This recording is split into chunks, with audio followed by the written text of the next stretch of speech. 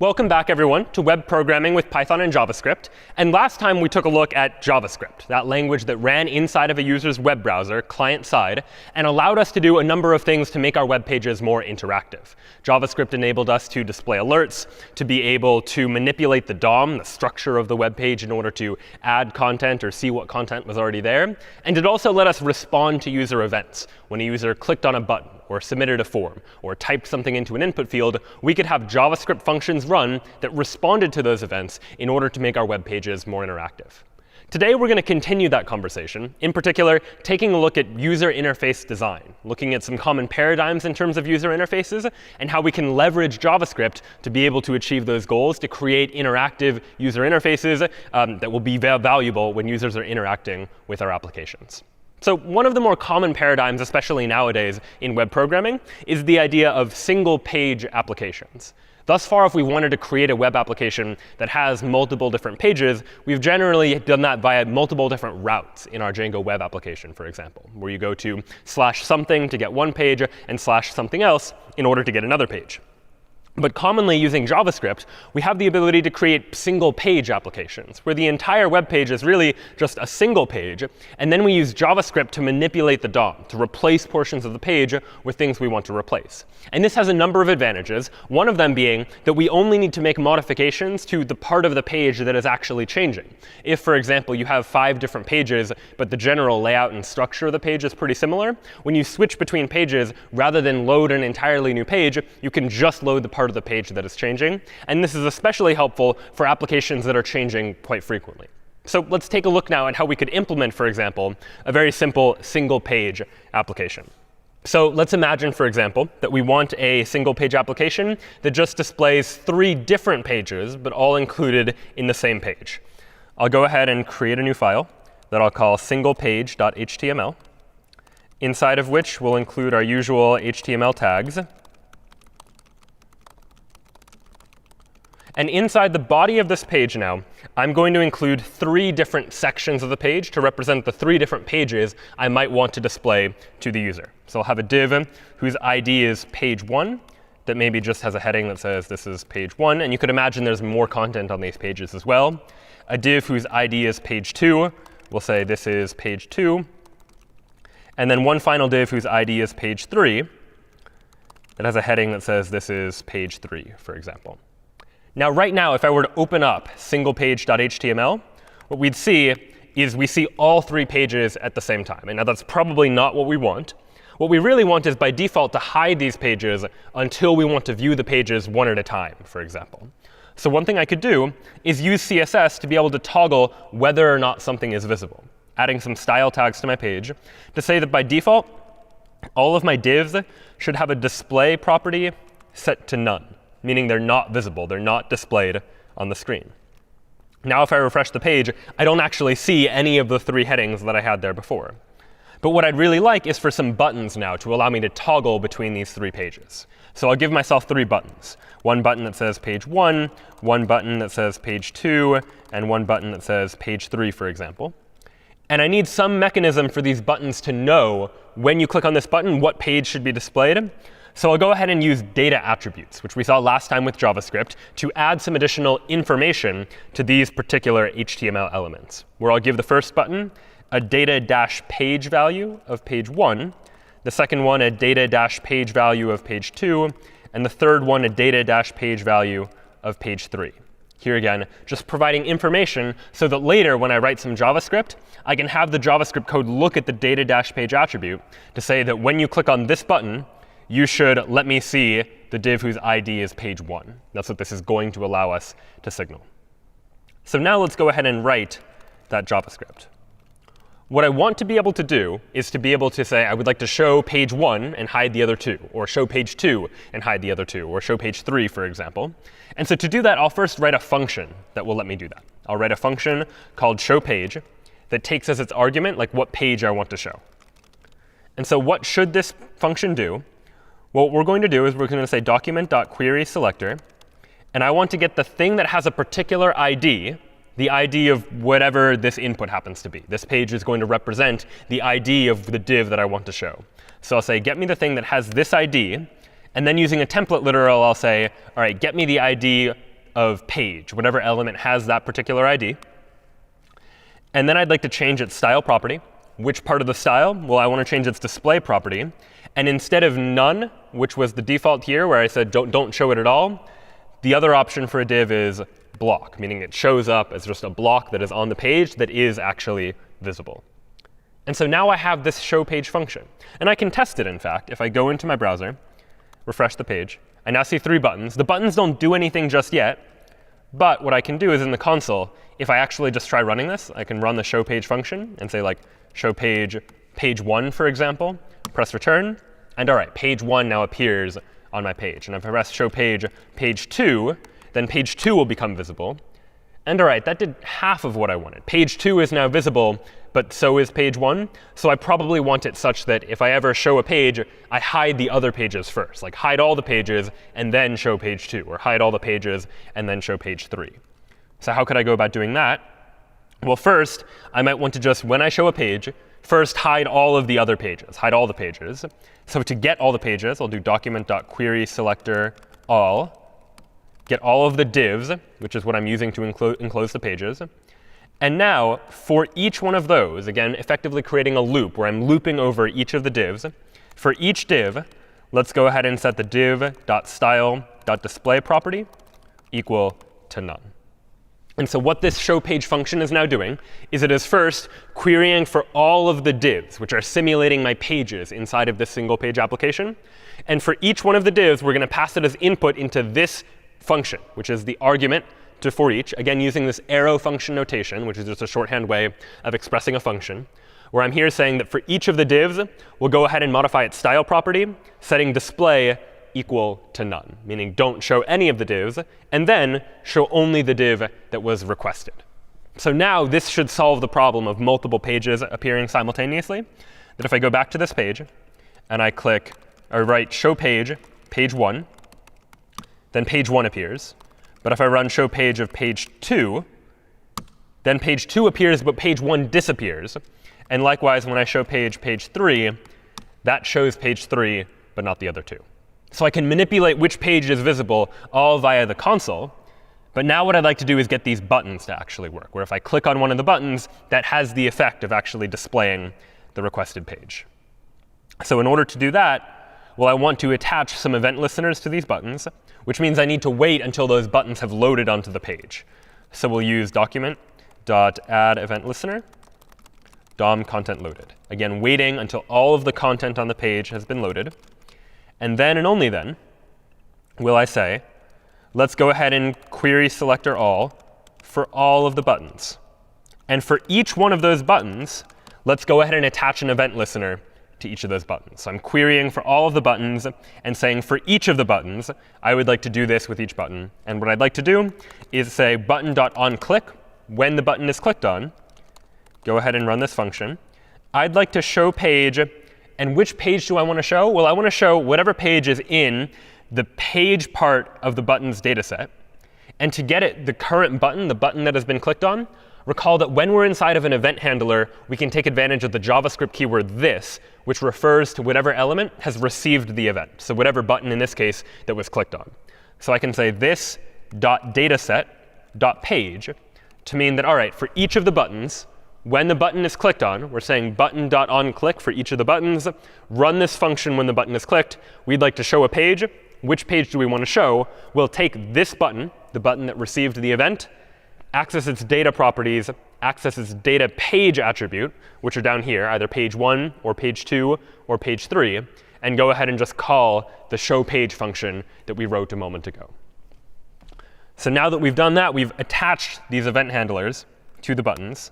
So now if I refresh the page, I can click on these buttons and toggle between any of the 3 pages. And now the interesting thing here is that we now have the ability to just, in a single page, allow myself to simulate the idea of having multiple pages, all enclosed in a single HTML file, but not needing to consistently make additional requests to a server in order to get access to that information. Now, sometimes, though, it might be reasonable to want to reach out to a server when you need new information for a page, for example. You might imagine that each of these pages contains a lot of text. It's going to be inefficient if immediately we're loading all of that data into HTML and just showing and hiding them when we need to, because maybe we're loading more information than the user is ever going to actually care about if they're never going to look at page 2 or page 3. So one thing we might imagine doing is loading this data dynamically. Last time when we were talking about JavaScript, we saw how we could use fetch to say, go ahead and request some additional information from a web server. Last time it was currency exchange rates. But then we used that data that came back in order to fill in something onto our page. And likewise, we could do a similar thing here, that if we have the general structure of a single page and we want to load new content, rather than load entirely new HTML content and reload the entire page, we can just ask our own web server for what part of the page needs to change, and then just replace that part of the page. And so that's what we'll take a look at now. Now combining Django for our web server and JavaScript for writing the client-side code to be able to generate a single page application. And so for this, we'll go ahead and go into an example I had in advance called single page 1. And inside of single page 1, this is just a Django application with a single app called single page. And what we'll notice is we'll go to the URLs first. There are two URLs. One default URL that just loads the index function, and then a URL for loading different sections of a page that I might want to dynamically load, for example. So I have section / some particular number. And if we look at the views for what it is these URLs are actually doing, the index function just returns index.html. And then what the section function does is it first makes sure the number is between 1 and 3, and if so, responds with one of these just strings of text, for example. So how does this actually work? If I go into single page 1 and run the server, if I go to this URL /section/1, for example, what I get is this block of text. And if I go to /section/2, I get that block of text. Section/3, a different block of text altogether. So just different text. And I'd like to incorporate this text into an existing HTML page, for instance. So here I'll go into index.html, this template that gets loaded when I go to the default route. And inside of index.html, what we'll see is I have a show section function that behaves very similar to the show page function we saw from a moment ago. But instead, what show section is going to do is it's going to fetch what text I should display on the page from my own web server. I'm fetching from /sections/ fill in a number here, number like 1 or 2 or 3. When I get the response, in the past we've seen how we can convert that response into JSON data if it's some structured data. We can also just convert the response into plain text. Then I'll take that text, console.log it just so we can see it in the log output, but then go ahead and query select for the content of the page, something that has an ID of content, update its inner HTML, and set it equal to that text.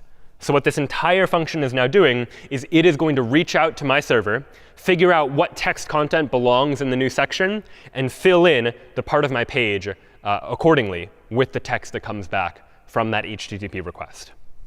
And then down further below, inside of the page, we'll see that I have a hello heading, 3 buttons that toggle between the different sections. Each of them has a data-section attribute this time for which section should be loaded. And then a div that is initially blank just for the content of the page. So putting this all together now, if I go to the default route, I see hello plus 3 buttons to give me a choice between 3 different sections. And if I click section 1, what's going to happen is JavaScript is going to query /section/1, ask for the text. It gets that text back, and it's going to fill it in into the page. Section 1, section 2, and section 3. So very similar to before, but unlike what we had before where all of the text was being loaded into the HTML page all at once, now we're using asynchronous JavaScript to only dynamically load information when we need it. When we click on a section, then it's going to make the request for what content needs to be filled in, and it's going to fill it in. And everything else, these buttons, this heading, and you might imagine in a more complex website, you've got a lot more going on around the edges of this web page. All of that stays the same. We don't need to reload any of that information. We're only reloading the portion of the page that actually changes as we toggle between these various different section headings. Now, this seems to be an advantage in some ways, that maybe we can be more efficient about how we run our single-page applications like this. One thing we seem to lose, though, is the notion of maintaining state inside of the URL. That generally, the URL gives you an indication for what page you're on. You're on something like /1 if you're on section 1, or /2 if you're on section 2, /3 for section 3. But of course, we're staying on the same page in all of these examples. Whenever I click a button, section 1 or 2 or 3, the URL is never changing. The URL stays the same. It turns out there's a way in JavaScript to manipulate that URL, taking advantage of what's known as the JavaScript history API, where I can push something to the history, meaning update the URL and actually save that inside the user's browser history. So later on, they could potentially go back to that. And to do that, I'll show you yet another example inside of single page 2, which is very similar, except inside of index.html, I've added a couple additional things. One is that when I click on a button, meaning when I click on section 1 or section 2 or section 3, I've added this line here, history.pushState. What history.pushState is going to do is it is going to basically add a new element to my browsing history, where I first specify any data associated with the state. So in particular, I'm storing a JavaScript object representing what section number is being represented here. Next is a title parameter that most web browsers actually ignore, so that can generally be the empty string. But the third argument here is what should go in the URL. And what I want to go in the URL in this case is something like section followed by the section number. So I can go to /section1 or /section2 or /section3, for instance, and those will appear in the URL bar when I click on a different page. Then what I want to be able to support is the ability to say, when I go back through my history, if I click the back button in my web browser, I'd like to go back from section 3 to section 2 if that was the page I visited previously. And there turns out to be an event handler for that as well. Window.onPopState, meaning when I pop something off of the history, like go back in my history, we have the ability to take some event as an argument. And if you look at event.state.section, which I've run console.log on so we can take a look at it in a moment, we'll see what state was stored associated with that part of the user's history. And I can go ahead and show that section. So all in all, when I run this web application, going into single page 2 this time, when I run the server, I see hello, 3 sections for buttons. When I click on one of those buttons, not only do I see text, but I also see in the URL bar that I'm now on /section1. That has been pushed onto my history, and I've updated the URL to reflect that too. I click section 2, that updates the URL as well. Section 3 updates the URL too. And when I've pushed things onto my history, I've associated some state with them so that I can go back if I ever need to. And in fact, if I open up the JavaScript console now, and I go back, for example, back to section 2, what you'll see is that what gets logged is the number 2. When I print out, like, what is the current section that's associated with this URL, it's saving that state, that I should be loading section number 2. And so it does load section number 2 here. So there's certainly nothing wrong with the original paradigm of just loading different pages dynamically using Django, like make a request and get a response. But oftentimes, as you begin to imagine applications where a lot of things are changing on the same page simultaneously, you might imagine social networking websites where a lot of things stay the same, but new posts might be added, and you might be looking at different parts of the same page. Being able to dynamically load information, request additional information, and then display it on the page can actually be quite powerful, a way to make your web pages a little bit more interactive. So that then is how we might build single-page applications, taking advantage of JavaScript to asynchronously load new data, and then taking advantage of this history API that let us add things to the URL, add things to the user's browsing history, such that we could go back to them later by listening for window.onPopState. And it turns out that window object that we get access to in JavaScript is quite powerful. It represents the physical window on the computer's screen that displays all of their web content. And there are certain properties of that window we can look at that allow us to enable some interesting features. So for example, your window is really described by what the user actually sees inside of their window in Google Chrome or Safari or whatever web browser they happen to be using. And there are a couple of properties that might be of use. Something like window.innerWidth will represent how wide is the window, which might be useful to know like the size of the user's screen, for example, to know how many pixels wide the window happens to be. And just as there's a window.innerWidth, there's also a window.innerHeight that represents the height of the window as well. Now, window represents the physical part that they're actually seeing. We've also seen another variable that JavaScript gives us access to, and that is this document object. So what is the difference between the window and the document? Well, the document generally represents the entire web page.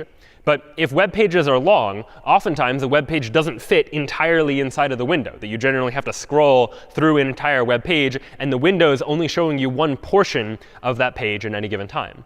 So you can represent the document as like this big vertical section that goes beyond the window. There might be part of the document that is above the window, part of the document that is below the window as well. So window.scrollY is another variable you have access to on the window. And window.scrollY represents how many pixels far down have you scrolled. So if you're at the top of the page, window.scrollY is 0. You haven't scrolled at all. But as you begin to scroll, if you want to know how far the user has scrolled on a page, you can look at window.scrollY to figure out the number of pixels the user has scrolled in the y direction, the up and down direction. And the entire height of the page is represented in document.body.offsetHeight. That represents how tall the entire height of the document is. And we talk about all this in addition to things like window.innerHeight and window.innerWidth, because using all of these values together, you can begin to do some interesting calculations. So one thing you might want to detect, for example, is has the user scrolled down to the bottom of the page or not? That might be something you care about knowing. And it turns out there isn't an event listener that does this automatically, but we can calculate it in order to try and figure this out. If inner height is the height of the window, scroll y is how far vertically the user has scrolled, and document body offset height is the entire height of the document, you can ask yourself, what needs to be true if the user has scrolled to the bottom of the page? And well, if the user has scrolled to the bottom of the page, well then scroll y plus the inner height, meaning the amount that they've scrolled, plus the height of the window, that must be at least or equal to document body offset height, meaning the amount that they scrolled plus the window takes you down to the bottom of the page, to the end of the page, to however tall the document happens to be. And using that mathematical comparison, we can actually detect when the user has reached the bottom of the page. And we can actually try and now put that into practice. So I'll go ahead and open up an example that I have here called scroll.html. And all scroll.html has right now is 100 paragraphs. Inside of the body tag, I have a P for paragraph, paragraph 1, paragraph 2, so on and so forth. I have 100 paragraphs inside of the body of this HTML page. And that's all that really is there right now, such that now if I go ahead and open scroll.html, I see that I have 100 paragraphs that I can scroll through. And what I might like to do is detect when I've reached the bottom of the page, and maybe do something when I do so, something like change the color of the page, for instance. So how might I go about doing that? Well, I'm going to need some JavaScript. So I'm going to add some JavaScript. And I'll add an event listener for window.onScroll. OnScroll is an event that listens for when I'm scrolling through the window. And when I scroll through the window, we'll go ahead and run this function. We'll just use an arrow function as a shorthand here. What do I want to calculate? Well, I want to calculate if window.innerHeight, meaning the height of the window itself, plus window.scrollY, meaning the amount that I've scrolled, if that is at least document.body.offsetHeight, well, that means I must have scrolled to the bottom of the page, or maybe even a little bit further if there's a little wiggle room to scroll past the end of the page. So if this is true, well, then I've reached the end of the page. And then we'll go ahead and say document.querySelector body. And let's go ahead and change its style, in particular, change its background color, and change the background color to green. Otherwise, if we haven't reached the end of the page, then we'll take the body of the page and change its background color to white. So what we're now doing here is taking advantage of the properties we know of this window object, saying when we scroll the window, let's check to see if we add this up and at least the height of the entire document, we've reached the end of the page. Go ahead and change the style of the background of the body accordingly. Otherwise, change the background to white, or leave it at white if it already is. So now if I take a look at this actual HTML page and reload scroll.html, we'll see that the background is initially white. But as I scroll down, once I reach the bottom, we'll see that the page changes to green. It's white before I reach the bottom, but as soon as I get to the bottom of the page, it turns to green. And the reason why is because the height of the window, height of the window here, plus however much I've already scrolled from the top of the page up until now, that together is equal to the entire height of the document, which means we're able to detect the fact that I've reached the end of the page. And as a result, we can change the color of the background to green. Now, this in itself is not a particularly practical use of detecting when we've scrolled to the end of something. We probably don't usually care about changing the background color when you reach the end of the page. But there actually are real applications. And you might imagine this in the context of websites that allow for things like infinite scroll. That if you're on a social networking site that has a whole bunch of posts, you scroll to the bottom of the list of posts, and then it generates the new set of posts as well. Or you're looking at news articles, and you're scrolling through news articles. And once you reach the bottom, it'll load a whole new set of news articles without you having to go to another page. How is it doing that? Well, it's a combination of the same types of ideas that we've been talking about. Number one, the ability to detect when you've reached the end of the page using JavaScript to detect that you're at the bottom of the page. And number two, to be able to asynchronously load, using JavaScript, load additional content. Fetch some additional page that has some additional content, some additional news articles, some additional posts and whatnot, and then take that information and manipulate the DOM to add that information to the existing web page. And that ultimately is what's going to give us this power to be able to support something like infinite scroll. So let's now go ahead and try and see what it would look like to implement infinite scroll. I've already started to create a sample application inside of this application called Scroll. And I've got an app called Posts inside of it. And what the Posts app does is it's got a couple of URLs. It's got a default URL that just loads an index route, and then a posts route that loads this posts view. And so let's look at what these do. Index, all it does is going to load a file called index.html, this template.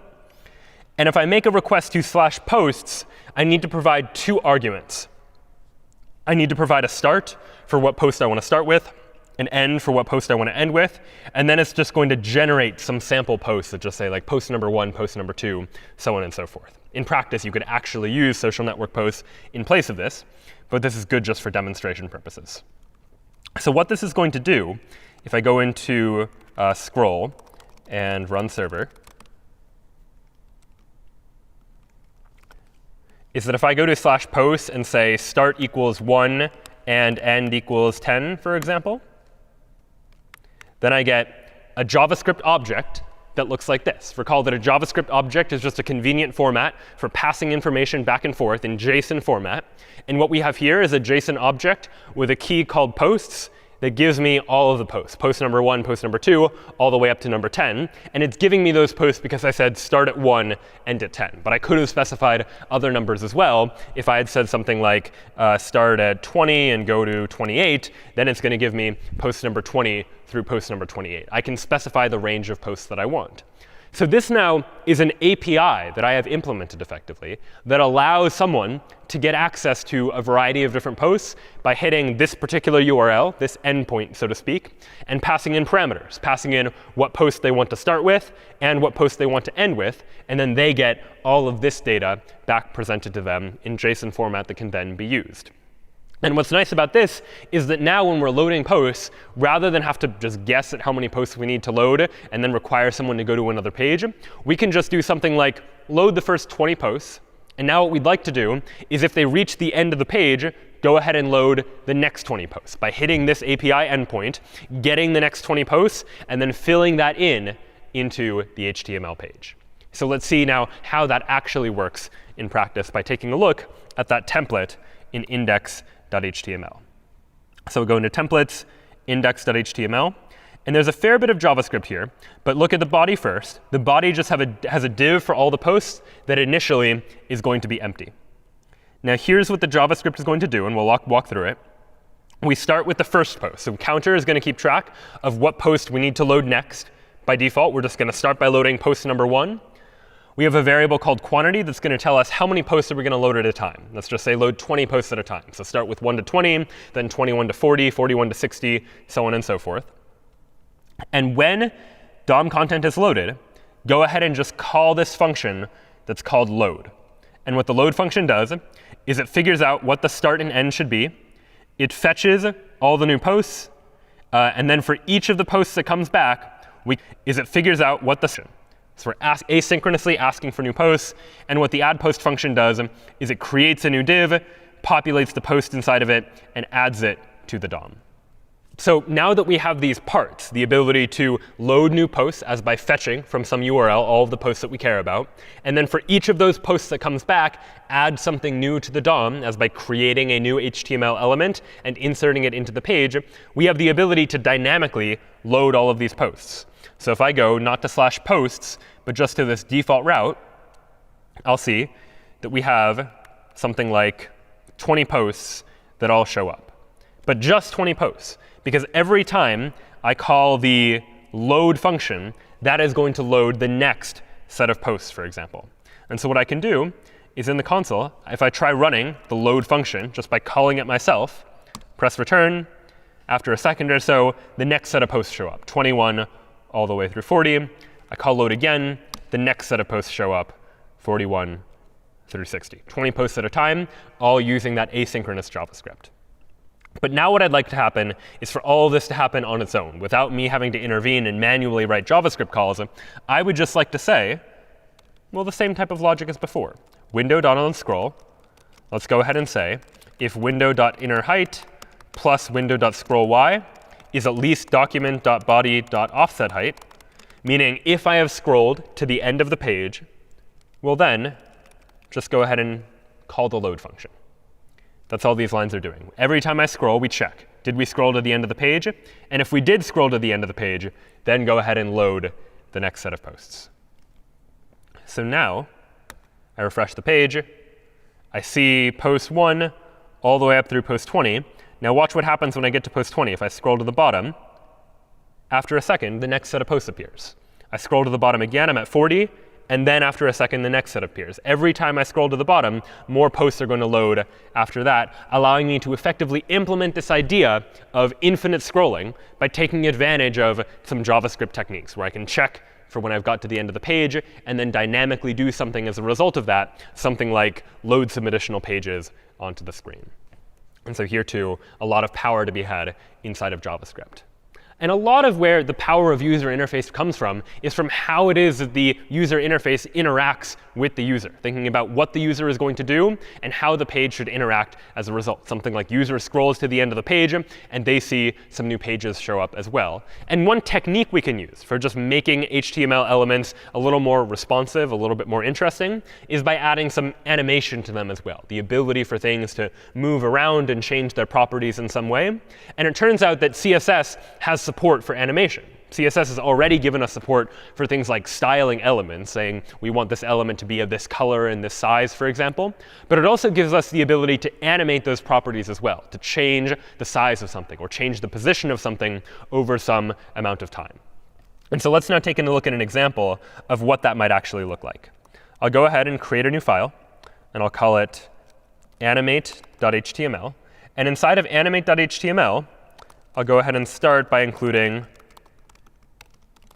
our usual HTML. Title is animate. And what I'd like to do is just add a little bit of animation using CSS into this particular page.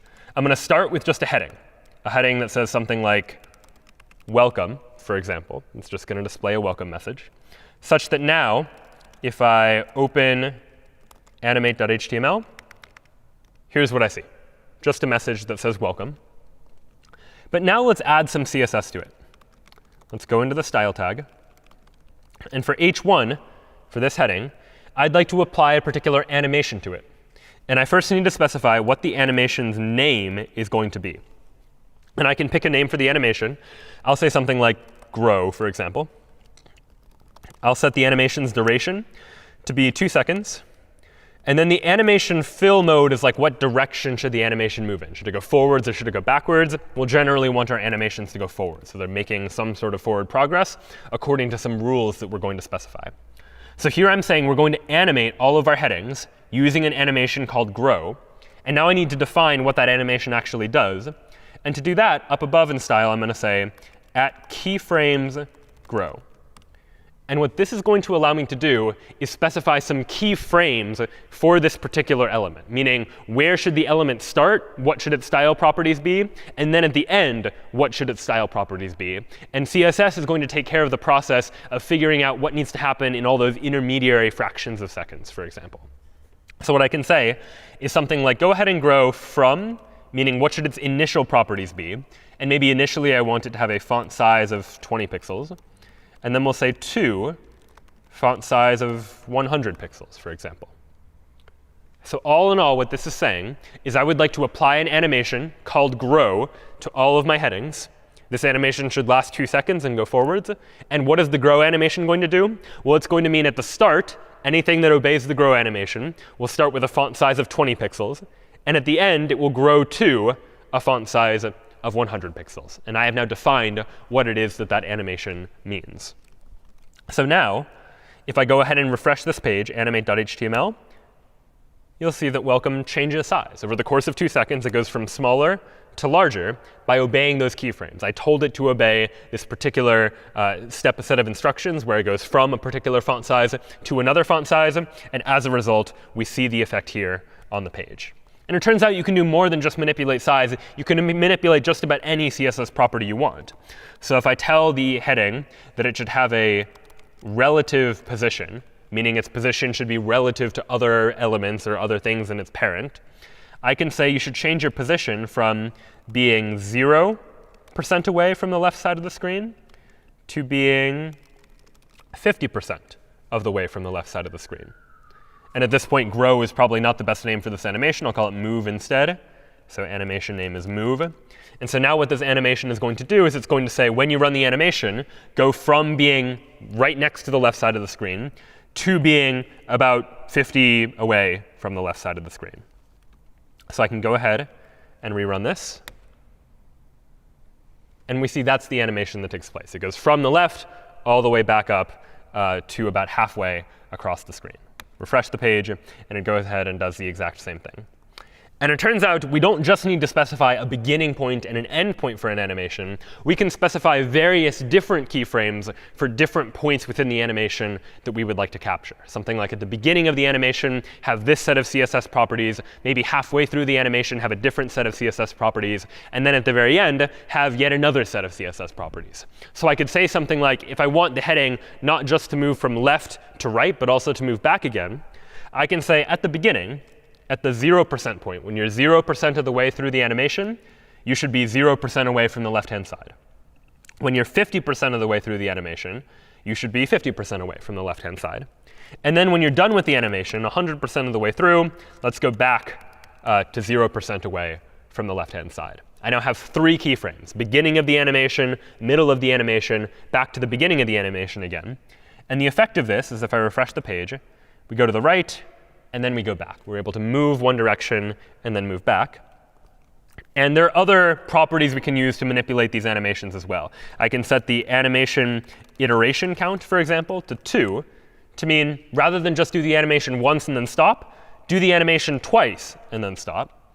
So I refresh, it goes to the right, and then it goes left, and then it repeats that a second time. And it turns out if you really want, you can set this to infinite to mean never stop performing that animation. It's consistently going to have this heading move to the right and then move left according to those keyframes that I have specified. And so if you ever see things moving around on a page, interactive in some way, there are a number of ways to do it. You can animate things using JavaScript, for example. But there are many cases where CSS alone is pretty good at just creating these types of animations. And while this animation right now is just running forever, we could use JavaScript in order to control that animation as well. So let's see an example of what that would look like. I'll go back here. In the body of the page, in addition to a heading that says welcome, I'll go ahead and add a button that just says click here, for example. And now what I'll do is add a little bit of JavaScript. I'm going to add some JavaScript so that the button can now control the animation, decide when the animation is going to start and stop. And so what we'll do inside of this script is to first say document.addEventListener, DOM content loaded, meaning wait until the DOM is done loading, as we've done before. And let me now get that h1 element, document.querySelector h1. And initially, I'm going to set its style.animationPlayState equal to paused. So animation play state is a property of the style that lets me decide if the animation is playing or paused, and I can control that using JavaScript. Rather than just say run infinitely forever, I can say the animation play state should start out as paused by first getting the h1 element, then modifying the animation play state property of that particular element. But now what I'd like to happen is anytime someone clicks on the button, I want to change the animation play state. So I'm going to say document.querySelector button, meaning get that button. And when someone clicks on the button, let's run this function, where if the current animation play state is paused, we'll then go ahead and set animation play state equal to running. And otherwise, if it's already running, then let's go ahead and set the animation play state equal to paused. So all in all, what this function is going to do is it's going to get me the heading, pause this initially, and every time the button is clicked, run this function, where the function says if we're paused, go ahead and start running the animation. Otherwise, go ahead and pause the animation by modifying that animation play state property of the heading. So now if I refresh this page, right now we have welcome plus a button that says click here. And initially, everything is paused. There's no animation happening. But I click here, and that begins the animation, which would go on indefinitely, until I decide that I want to stop it, at which point I click it again, and the animation pauses. And I can control when to start and when to pause that animation as well. And so this can be helpful and nice when you want to create something a little bit more interactive, something animated on the page. But this is especially helpful because it means that you can gradually change CSS properties over time. Rather than just immediately change something, you have the ability to animate something to make it work a little bit better. So let's take a look at an example of how you might put that idea into practice. Let's go back to our posts example, where we had this infinite scrolling list of posts. But imagine now that we want the ability to hide posts when we're done with them. So I've prepared an example called hide, which is very similar to what we had before. But this time I've just added one extra button, and the button says hide on every single div. Right now, clicking the hide button does nothing. We'll go ahead and implement that in just a moment.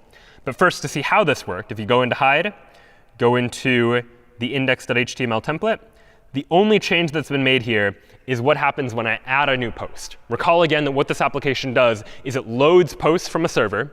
And then when it gets those posts, it loops over each of the individual posts, which is just a string of text. And it adds that string of text inside of an element onto the page via this add post function.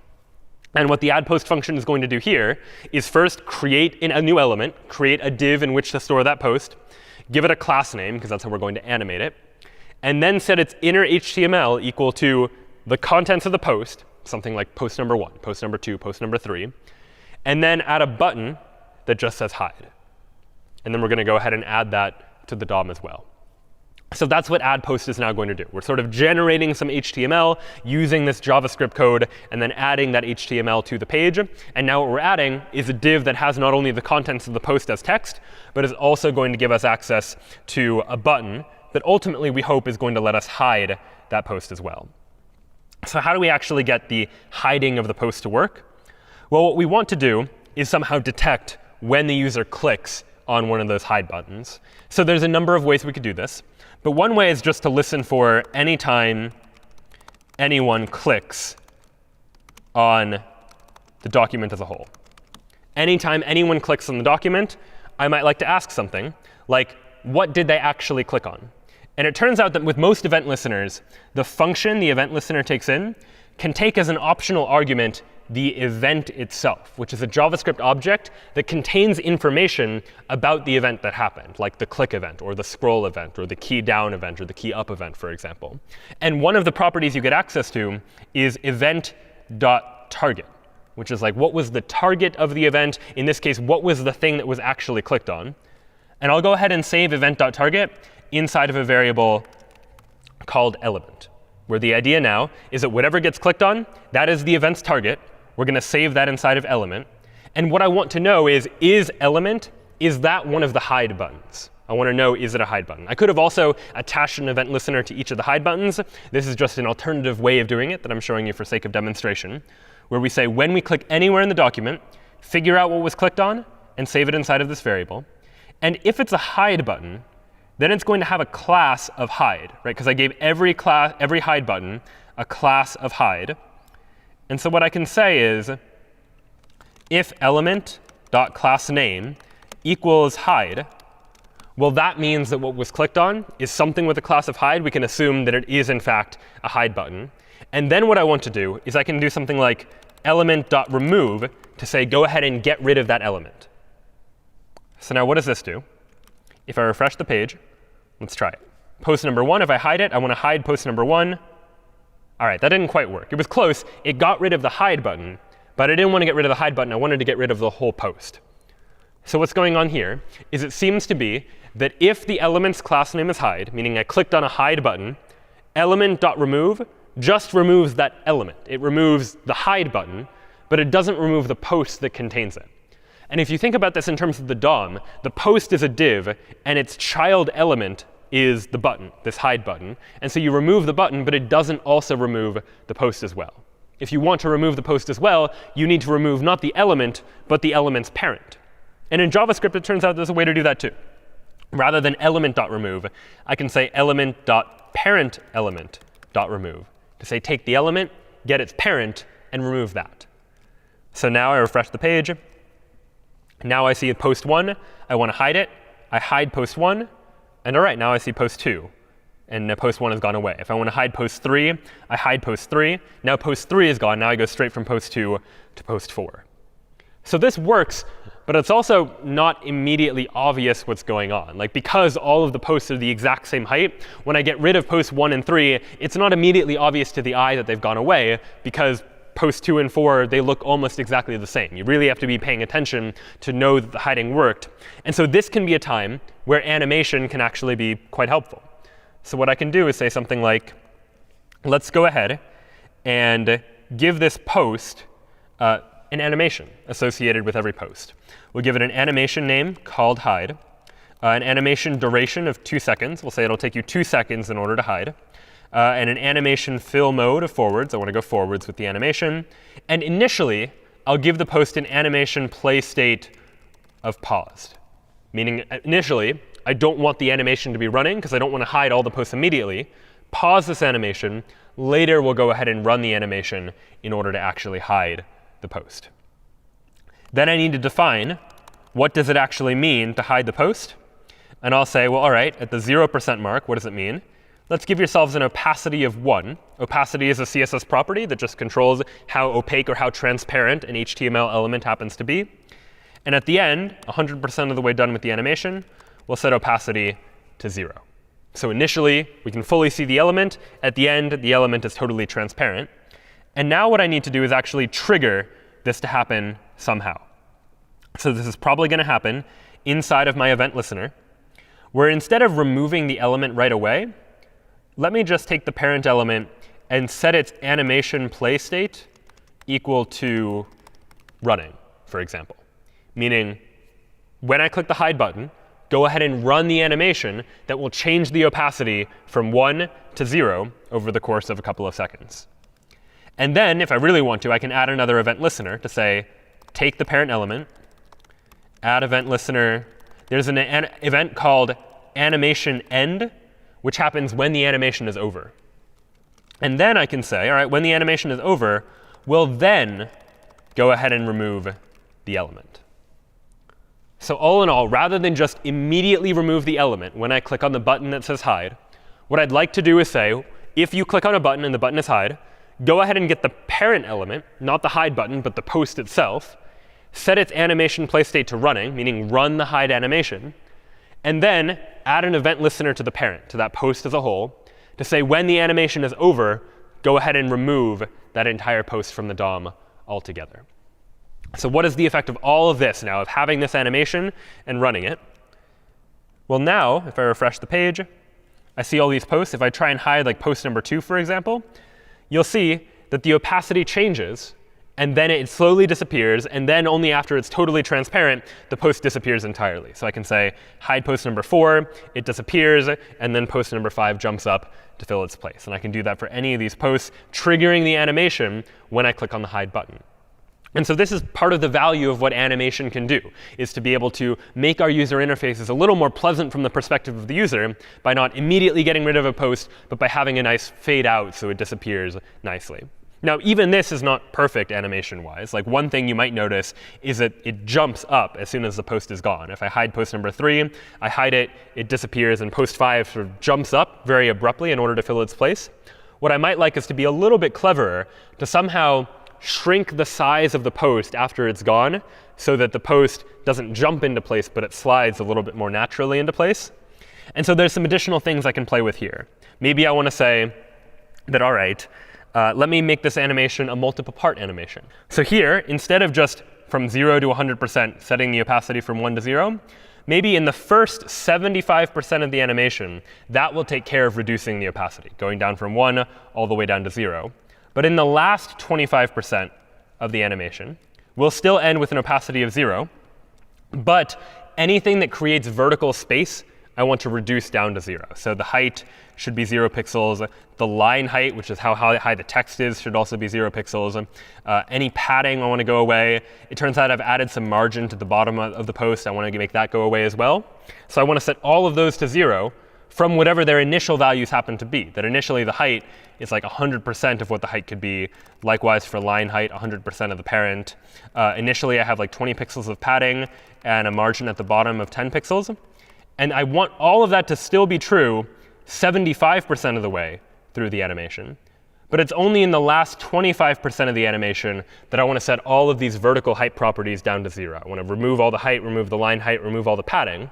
And the effect of this is I'll have an animation now where for the first 75% of the animation, the only thing that changes is the opacity. The opacity goes from 1, fully visible, to 0, fully transparent.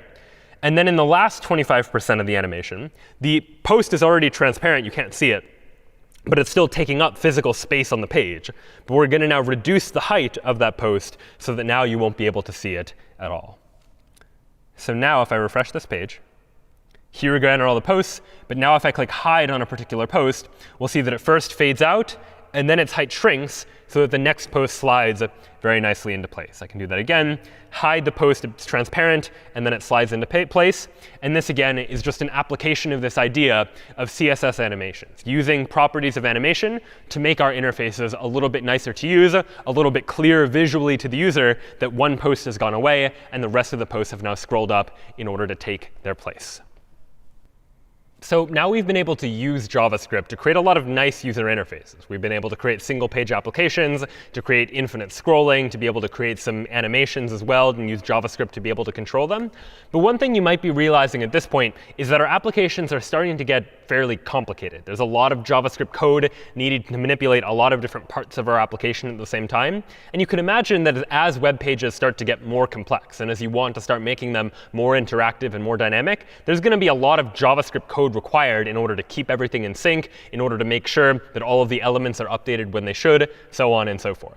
And it's for that reason that in recent years, a lot of JavaScript has now turned to some JavaScript libraries or frameworks that allow to more efficiently and more effectively create user interfaces that are more interactive and more reactive. And one of the most popular of these is a framework known as React. React is a JavaScript library that is going to enable us to be able to design user interfaces that are very interactive, where the content of the web page updates automatically based on some underlying state. And what we'll do now is take a look at a brief taste of React to get a sense for how frameworks like it can actually work and can help us in designing some interactive and useful interfaces for users to be able to interact with.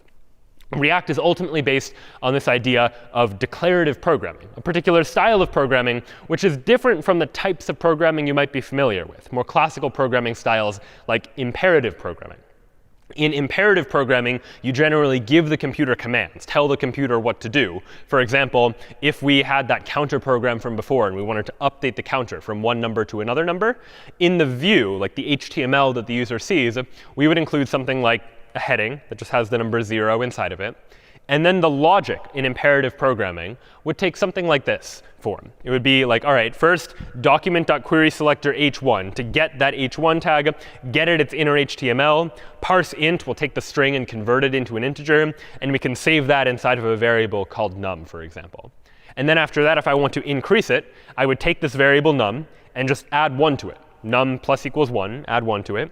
And then if I want to update this heading in order to replace the 0 with a 1, for example, well, then I would need to say document.querySelector h1, set the inner HTML equal to that number, for instance, in order to say, all right, num is now 1. Go ahead and replace that in the view.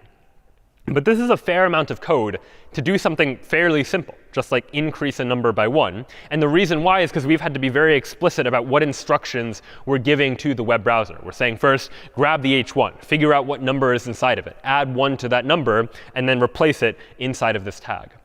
What declarative programming is going to allow us to do is it's going to allow us to just describe what state should be displayed on the page in what form. In declarative programming, in our view, like the HTML-like code that we're going to be writing, we're just going to say something like h1 and then in curly braces num to mean like fill in the number here. And this is what the React syntax is going to look like. And then the logic code, if we want to increment that number by 1, is we just need to say num plus equals 1. Add 1 to the number. And the effect of that is that since we have declared that inside of this heading, it should be whatever the value of the number is, when we increment the value of number, React is effectively just going to update the view so that the number updates as well.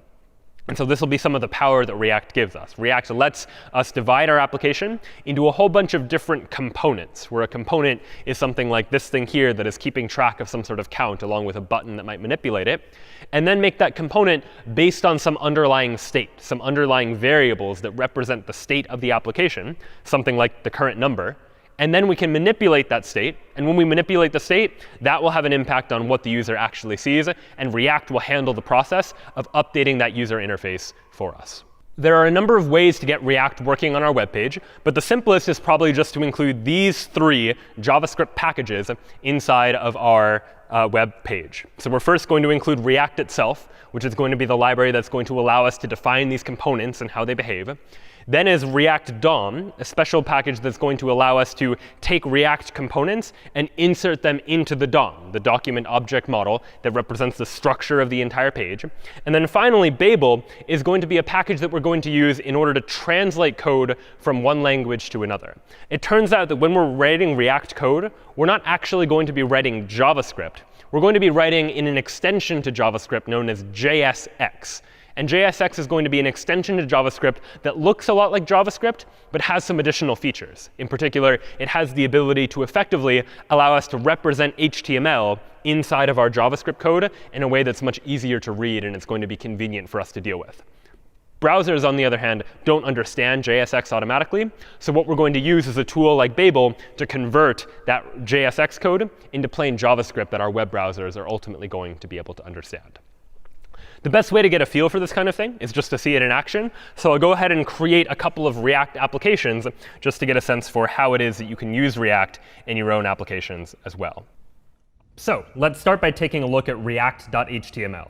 And what I have here is the beginning of an HTML page. Inside the head section, what you'll notice is I've already included these 3 script tags. And what these script tags are doing are just including those 3 JavaScript libraries we were talking about a moment ago. I have a title for the page just called React. And now let's start to fill in the body of this web page. I'll begin by adding a div, which I'll give an ID to. I'll call it app, but I could call it anything.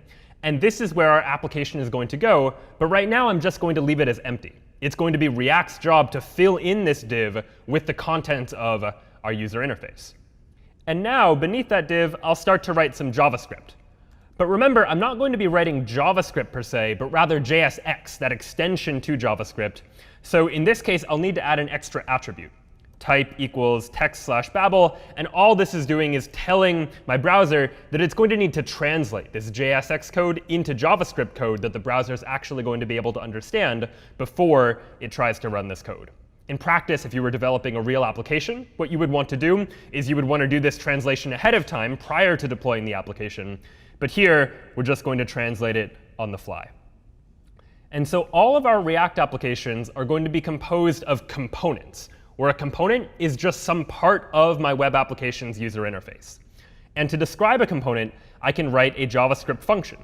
So I'll create a function called app, which is going to represent this app component.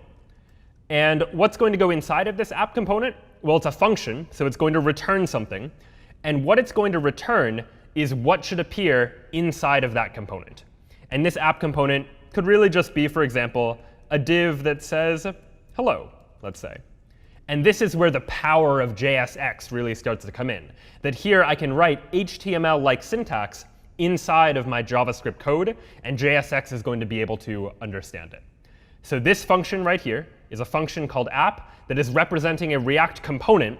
And when this component is rendered onto my web page, it's going to say hello. So there's one last line I need inside of my JavaScript now, and that is to actually render this component into the page. To do that, I'll say React DOM.render. And the first argument to this function, React DOM.render, is what component would I like to render. The component is this app component that I just created. And so I'll say app, again, using this HTML-like syntax. And then the second argument is where on the page would I like to render this component. And I want to render this component right here on line 10, where I have a div whose ID is app. So I'll need to add some JavaScript code to find that particular div. And to do that, I can just say document.querySelector, and then hash app to say find the element with an ID of app, and that is where I would like to render this app component. So I first created this empty div. Then I defined this function representing a React component. And then after that, we're going to render that component inside of the HTML page itself.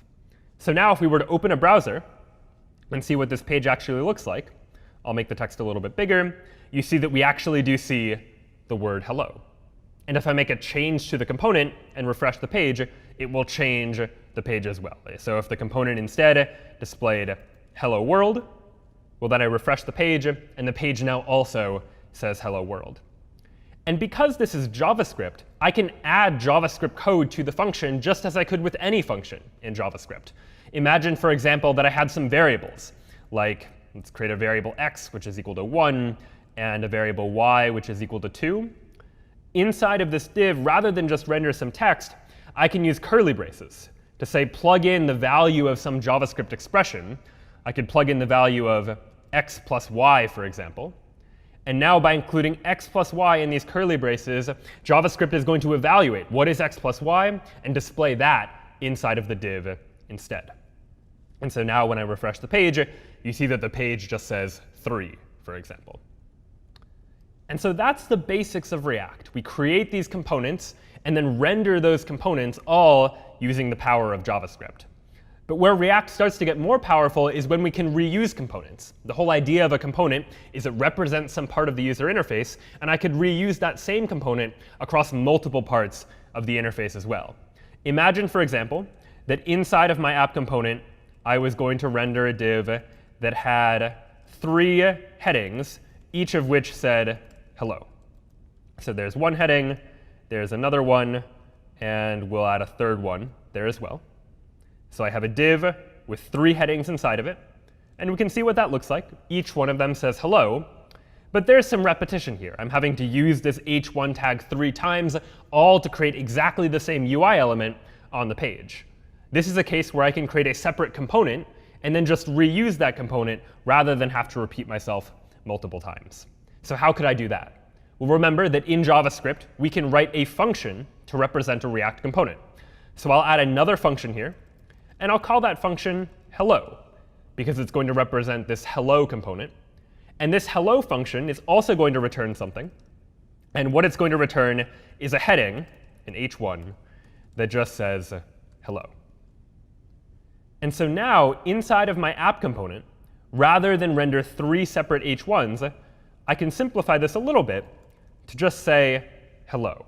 Here I'm saying go ahead and render a hello component here. We'll render a second one, and a third one after that.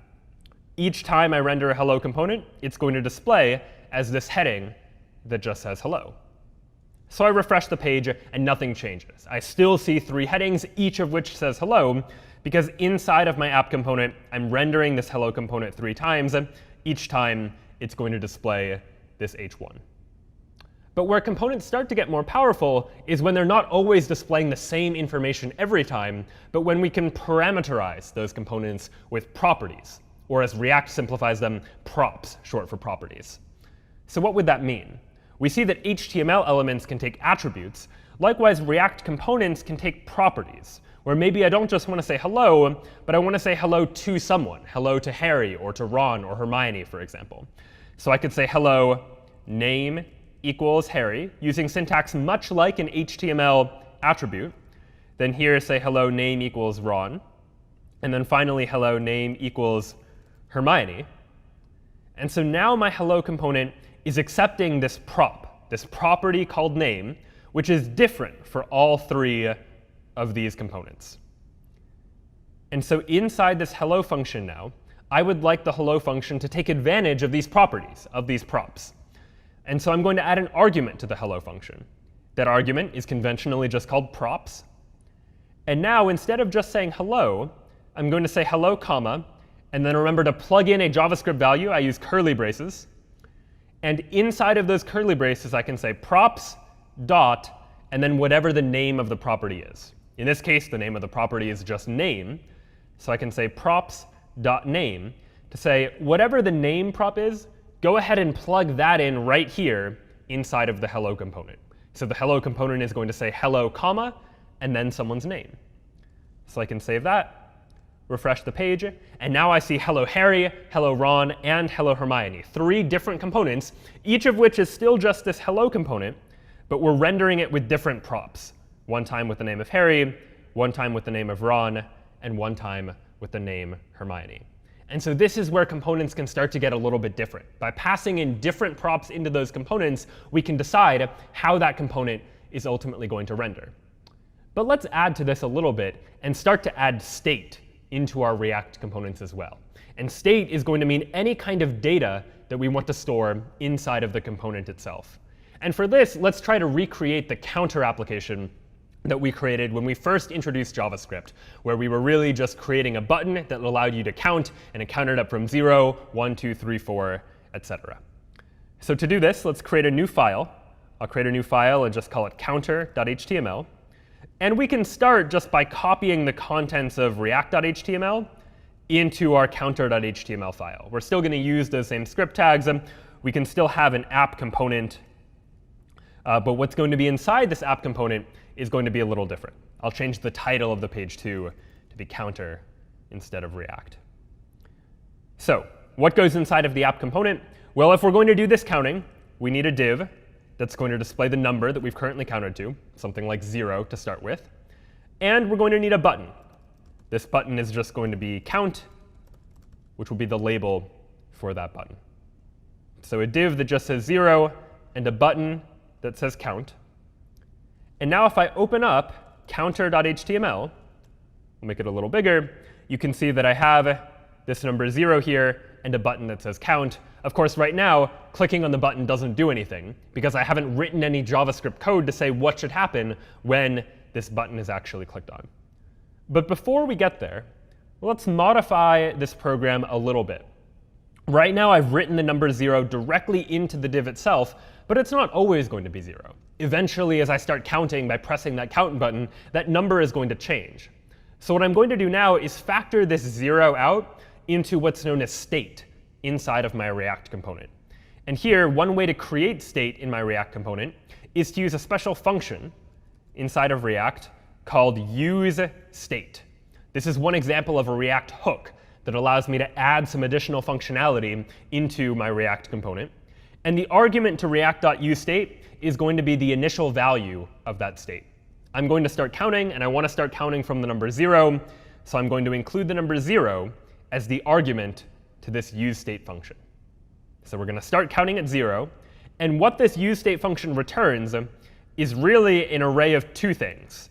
It's going to be a variable that I can give a name to. I'll call it count. And also a function that I'm going to call setCount. And that function is going to allow me to set the value for the state if ever I need to change the state at some point in the future.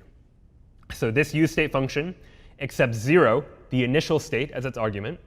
And then I get two things back. I get the state variable itself, called count, and I get a function for changing that state when I need to. So now, instead of rendering a 0 inside of the div just by writing the number 0, I'm going to instead, in curly braces, go ahead and render whatever the value of count is. Initially, it's going to be 0, but eventually that number might change, and I want my UI to reflect the changes in the underlying state. So right now, if I refresh the page, it still says 0, because the initial state was set to 0, but I could change that. If initially that initial state was some other value, I could refresh the page and see a different value appear for the count instead. Whatever the value of this count variable is in the state, that's going to be what the user is going to see when they're looking at my user interface and when they see my component. So now let's make this button actually do something, because right now the number is never changing. To do that, I can add an onClick handler. And notice one difference between onClicked in React and onClicked as we traditionally used it in JavaScript. I'm using this capital C. And that's just a common React convention when we're defining event handlers. And here I'm going to say onClick, and then in curly braces, the name of a function that I would like to run when this button is clicked. And I can call that function whatever I'd like. I'll call it update count, for example. And now what I need to do is define a function called update count. And I'm going to define that function inside of this React component, inside of my app function. It turns out in JavaScript, you can have functions that are defined inside of other functions. So I'll define this function called update count. And what do I want the update count function to do? Well, what I'd like to do is just increase count by 1. And you might think that I could do that just by saying count equals count plus 1. But it turns out you can't quite do that in React. In React, whenever I'm using this use state, if I want to change the state, I have to use this function that use state provides to me for whenever I want to set the new value of the state. So rather than count equals count plus 1, I have to use this set count function. And the argument to set count is going to be count plus 1. So set count is this function that is going to change the underlying state inside of my component. And the argument is, what should the new state be? And in this case, it's just going to be count plus 1, one more than whatever the count was before. So I can save that. And I'll go ahead and refresh the page. It starts out at 0. But every time I click on this count button, you'll notice the count increases by 1. And again, I have no code that's saying go into the div and change whatever is inside of the div. All I have inside of this div is this reference to this state variable count. And whenever the state changes, JavaScript and in turn React knows that what React needs to do is to recreate this component, re-render the component by displaying the new value of this state variable. And then when the button is clicked on, we're able to run this function to change the value of that underlying state. So by taking advantage of these React components with state, we can start to represent information inside of our components and then define what our component is going to display as just by representing HTML in terms of that underlying state, deciding how we should use that state in order to render an interface that the user is ultimately going to see. So let's now try and put these pieces together and create a web application that uses these abilities of React to define state and to manipulate that state, and in turn, update a user interface based on changes that are happening to that underlying state. And we'll create an application that will just display some simple mathematical questions to the user and quiz the user on some basic addition facts, for example. So let's create that application. I'll create a new file and call it addition.html. And inside of addition.html, I'll start again just by copying the contents of this counter.html file, because the framework, the structure of this page will be similar. But I'll go ahead and clear out what's inside of my app component, at least for now. And so what would I like for my app component to render? Well, let's go ahead and render a div. And if I want to create an application that's going to ask the user some mathematical questions and then prompt the user to type in an answer, there are at least 2 parts of this user interface that I'm going to need. I'm going to need a place to display the addition fact answer, like what is 1 plus 2, for example. And then I'll need an input field where the user can type in their response to that question and then see if they got the question right or wrong. So inside the div, I'll start by creating a div that displays the question itself, something like 1 plus 2. And then beneath that, I'll just add an input field. Eventually, we'll add more to this user interface. But for now, all we really need is a div that displays the mathematical question and an input for the user to type in their response. So now if I go ahead and go to addition.html, here's what I see. I'll make it a little bit bigger. I see 1 plus 2, and then an input field where the user could start to type in their response.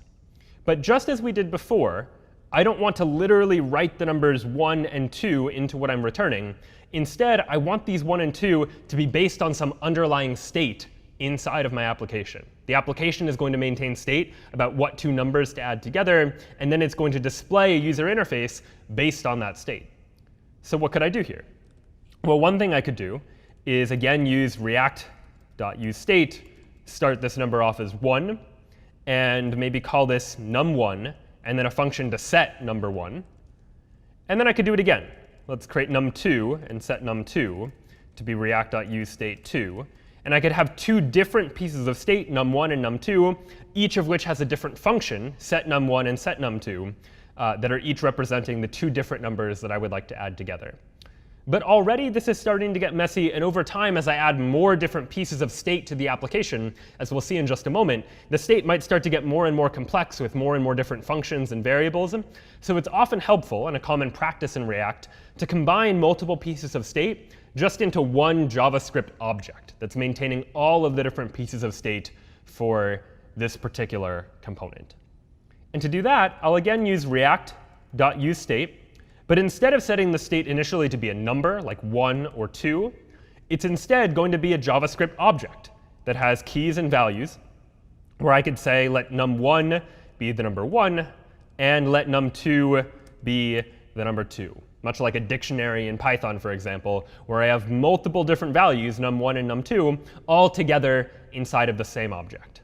And I can call that state and have a variable and have a function called setState that is going to update the value of that state.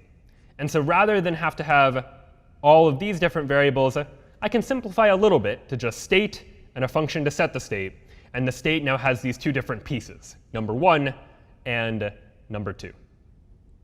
And so now, instead of rendering literally the number 1, using curly braces, I can say state.num1.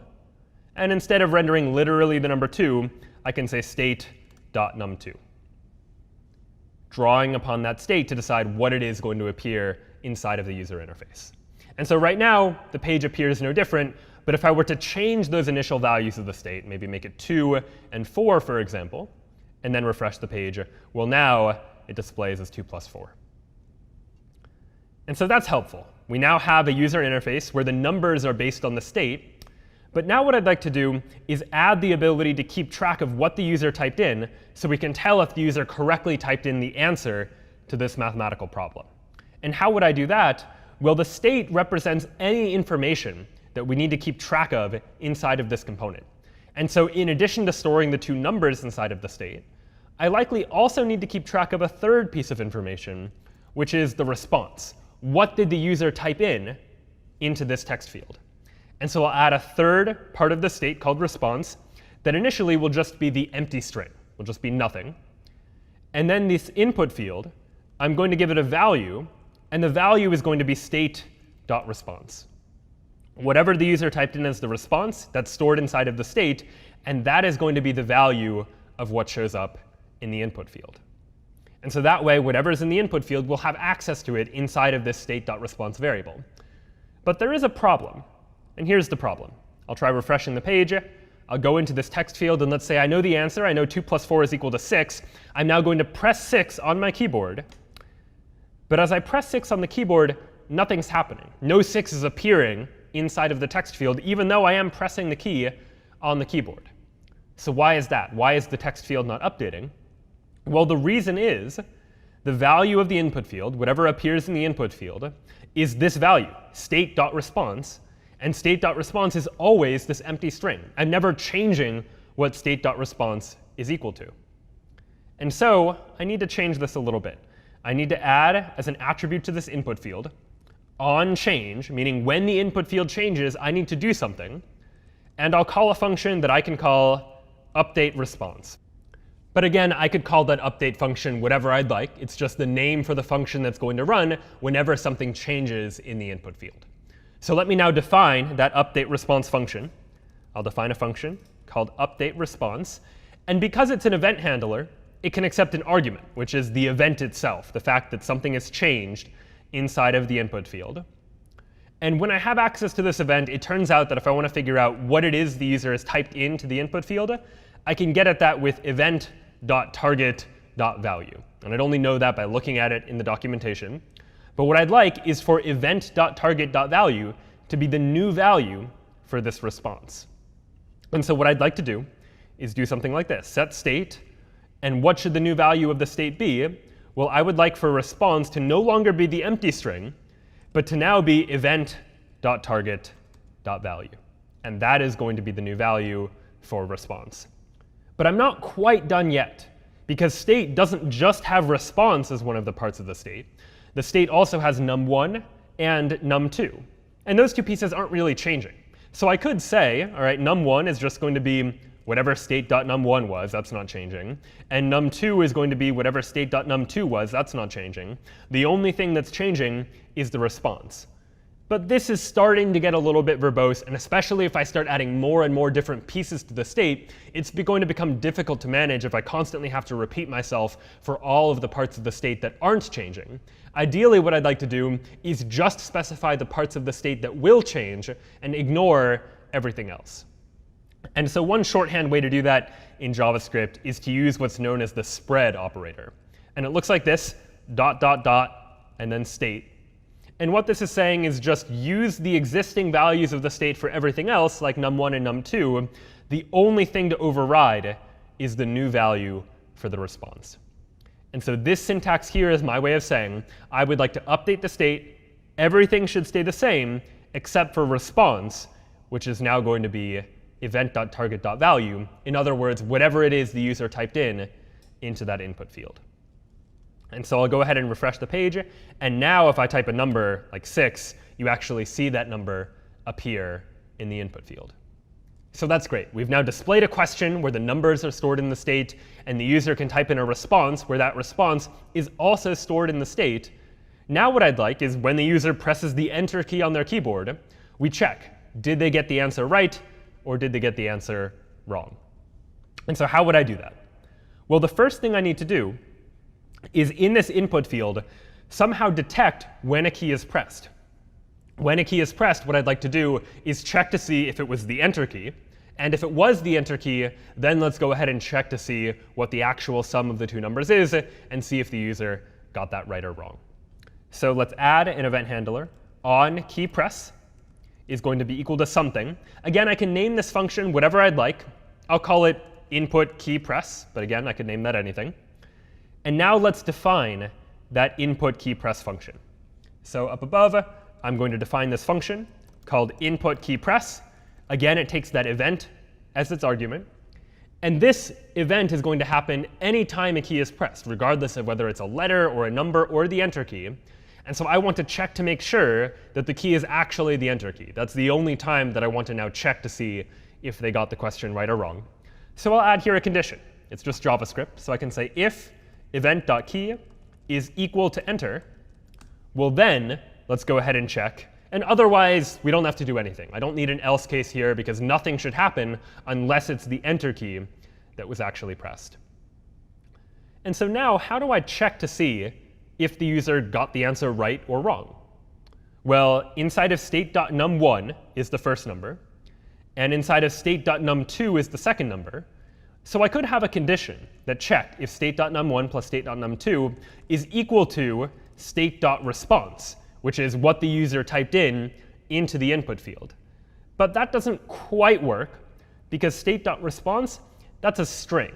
The user doesn't necessarily have to type in numbers. It's possible the user is going to type in some letters instead, for example, or other characters instead. And so what I'm going to do first is convert the response into an integer, if we're able to do so. So I'm going to define a variable called answer using the JavaScript function parseInt that takes a string and tries to convert it into an integer. So we're going to parse the int state.response. And now we can check if number 1 plus number 2 is equal to the answer. Well, then this means the user got the question right. And else, if the sum is not equal to the answer, that means the user got the question wrong. And so now what I could do is handle those two different scenarios. In one case, the user got the question right, and we should do something. And in another case, the user got the question wrong, and we should do something else. And we're making that decision by looking at the state of the application, by looking at what two numbers we're supposed to be adding, and looking at what the user typed in as their response. So what should we do when the user gets a question right or gets a question wrong? Well, maybe this game is going to keep score by maintaining a number for how many questions the user has gotten right. And every time the user gets a question right, we could increase that score by 1. And anytime the user gets a question wrong, we could decrease that score by 1, for example. So how would we do that? Well, the score is some piece of state inside of the application. And so we're going to need to add to the state. Right now in the state, we're storing a number 1, a number 2, and a response. I'll add to that a score, where the score is going to start out as just 0. And we can render that score on the page. If I scroll down to where we're returning the div to render, let's add another div that says the score is, and then using curly braces, plug in whatever the value of state.score is. Whatever the score is, let's figure that out from the state, and let's display that in the user interface. So now this user interface shows not only a question and an input field, but also a score. And the score starts out as just the number 0. So let's now go back to this function. When a key is pressed, if it's the enter key, let's check to see if they got the answer right or wrong. We check, did the user actually get the question right? If so, what should we do? Well, we should increase the score. And how do we do that? We do that by calling the setState function. All of the state is going to be the same, so using that ... state spread operator. The only thing that's different is the score is going to be state.score plus 1. So we're updating the state to increase the score by 1. And if the user gets the question wrong, let's set the state to be ... state, and then the score is going to be state.score minus 1. So if the user gets the question right, we increase the score by 1. Otherwise, we decrease the score by 1. And let's test that to see what it actually looks like when we try this in the user interface. I'll refresh the page. 2 plus 4. If I type in the correct answer, 6, press return, the score increases by 1. If I typed in the wrong answer, let's say 8, press return, the score decreases by 1. So this appears to work. Depending on whether I get the question right or wrong, the score is able to update, increasing or decreasing based on the result of that condition. Now, this game is pretty easy to get a high score on right now, because I can just keep pressing return over and over and over. And the question's never changing. My response is already there. And so the score keeps going up and up and up. So let's make the game a little bit more interesting. Every time the user gets a question right, let's display a new question for them to answer. And how would we do that? Well, the question that's displayed to the user is based on two underlying pieces of the state of the component. It's based on state.num1, and it's based on state.num2. So if I want to change the question, all I have to do is when the user gets the question right, and I'm updating the state, instead of only updating the score, let's also update num1 and num2. And I could set these to be specific values, maybe like 5 and 10, for example. But let's make it more interesting and display a random number every time. We'll generate a random number, and so the user will be adding two random numbers together every time they get a new question right. How do we generate a random number? Well, math.random is a JavaScript function that generates a random number between 0 and 1. We can multiply it by 10, so now we're getting a number between 0 and 10. But we don't want any decimals to appear in the number. So I'll go ahead and take the ceiling of the number, math.ceil, to say if the number was like 5.8, we'll just go ahead and round that up to 6, for example. And we'll do the same thing for number 2. We'll take the ceiling of math.random times 10. So every time the user gets a question right, we'll update num1 and num2 to be new random numbers generated just like this. And so let's go back and try it again. We see 2 plus 4. I type in the correct answer, 6, and the question changes. 8 plus 5, I type in the correct answer, press return. My score increases, and the question changes again. This time, if I get the answer wrong, I type in 10, for example. Watch my score decrease. It went from 2 down to 1, but the question didn't change. Now I get another opportunity to try to answer this question. And when I answer it correctly, the score increases again from 1 to 2. So this game is starting to come along now. It's keeping track of my score. It's displaying different questions. There is at least one user interface quirk right now, and that is the fact that at the moment, when I get a question right and press return, I type in 6 and press return, the 6 still stays there. Ideally, I get a new question. I'd like to clear out the response so the user can just type in whatever the new answer is, rather than have to delete whatever they typed in before and then type in a new number. So how could we do that? Reset whatever is inside of the input field. Well, what's typed into the input field is stored inside of the state of my component. It's stored inside of state.response. And so if I wanted to change that, all I would have to do is say, let's change the response to be the empty string. When the user gets a question right, we're going to update these two numbers, increase the score, and also clear out the response so that it's just the empty string. And I can do the same thing if the user gets a question wrong. Decrease the score by 1, but also clear out that response back to the empty string so that there's nothing there. And so now we get a question. I type in an answer, press return, and the input field clears out. I get a new question, and the score increases by 1. 4 separate pieces of state, all changing at the same time. And that gets reflected in the user interface that I'm now able to see. So I type in another value, and the score increases, and everything updates again. All right, so that's definitely progress. One other user interface quirk that I noticed here is that the input field, by default, isn't automatically selected, where I would have to go in and click on the input field in order to highlight it so that I can start typing in my response. I can fix that pretty easily. If I scroll down to where the input field is, we'll add an autofocus attribute and just set that to be true, so that the input field automatically focuses when I load the page for the first time. So now I refresh the page, the input field is already highlighted, and immediately I can start to try to play this game. So now that we have the basic functionality of this app working, let's try and improve the CSS so that the game looks a little bit nicer. I'll scroll up to the top of the page and add a style tag to the head section of my HTML page. And I'd like for this entire app to be centered. So I'll say text align is going to be center. And I'm going to set the font family to be sans serif, because I prefer that font for this particular game. So I refresh the page, and now everything is centered, and the font is different than what the default was. And what else would I like to have changed? Well, this problem, 2 plus 4, maybe I'd like for that to be bigger. I'd like the problem to be big, and the score beneath that, that can stay the same size that it is right now. So how would I do that? Well, if I go back to the HTML here, I'll go ahead and give this div where I'm displaying the problem, number 1 plus number 2, I'll give it an ID of problem. And then if I scroll back up, I'll say for the element with an ID of problem, let's go ahead and set the font size to be 72 pixels, for example, just to make it bigger. And so now I see a big math equation, 2 plus 4, for example, the input field, and then the smaller score beneath it. So that's a nice UI enhancement a little bit. And now I can play the game, get a question right, and the score increases. I get a question wrong, and I get to try again. But maybe I'd like to offer more of a visual indication that the user got a question wrong. Maybe any time the user gets a question wrong, I'd like to change the color of this text. Instead of being black, instead it should be red when the user gets a question wrong. And how could I go about doing that?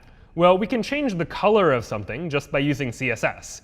If we had like a class called incorrect, for example, if I scroll down here and give this div a class name, which is how you add a class in React, of incorrect, then I could use this class name to style it as red or not red. So I could say anything that has a class of incorrect, let's go ahead and give that a color of red. And so now, because I gave this problem a class of incorrect, and I said turn all incorrect text to be red, we now see this text appear as red. But this, again, is not quite what I want. I don't want it to be read all of the time. I only want it to be read when the user has just gotten a question wrong, when they were just incorrect in answering a mathematical question. And so how could I represent that information inside of my application? Well, I'm going to need some additional state. State, again, is any information that I need to keep track of inside of my component.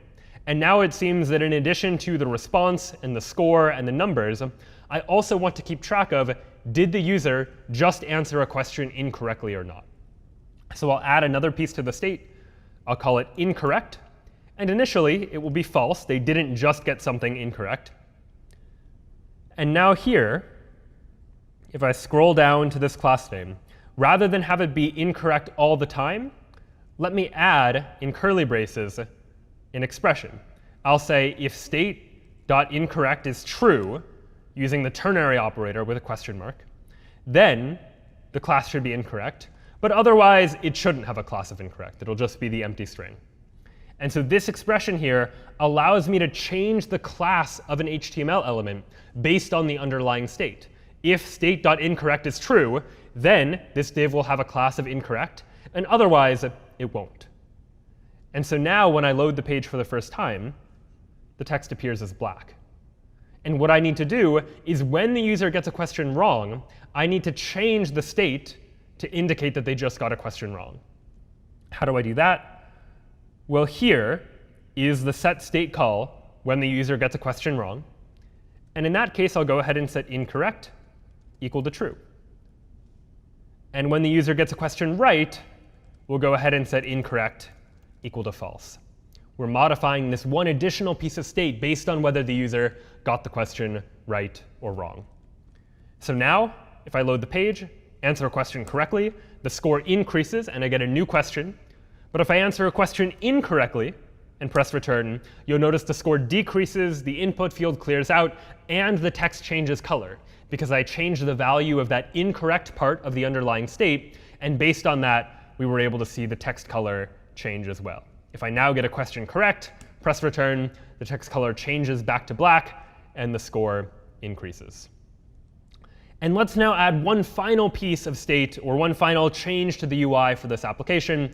Let's give me a way to win this game. Maybe once I get to a score of 10 by answering 10 questions correctly, then we're going to win the game. And how could I do that? Well, remember that each React component can just be a JavaScript function. And this function is just immediately returning this div. But it's a function, so I can add additional logic to it.